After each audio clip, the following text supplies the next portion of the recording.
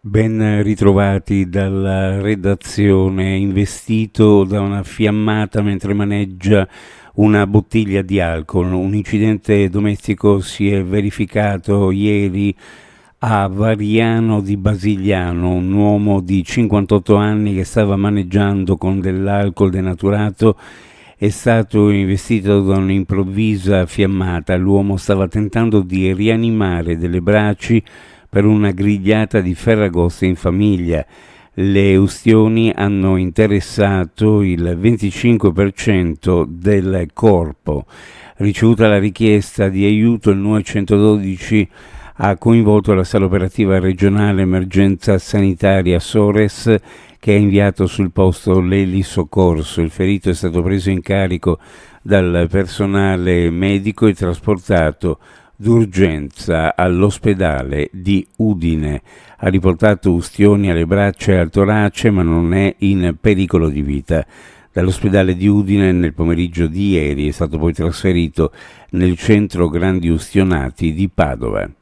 Una donna di 50 anni ha avuto un malore improvviso mentre stava nuotando a Barcola a Trieste davanti al primo Topolino.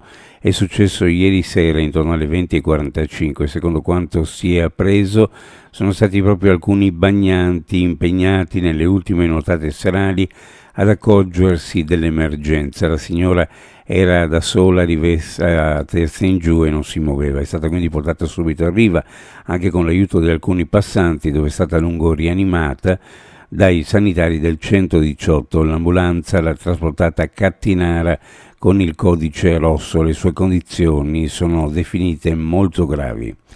Non ce l'ha fatta Giulia Bortolussi, il 29enne di Fiumicello, che da 3 giorni lottava disperatamente contro la morte, deceduto nel pomeriggio di giovedì nel reparto di terapia intensiva dell'ospedale Santa Maria della Misericordia di Udine, dove si trovava ricoverato a seguito dei gravi traumi riportati nell'incidente occorso il lunedì 11 agosto. Giulio lascia la madre Marina, la compagna Solange, dalla quale aveva avuto un figlio.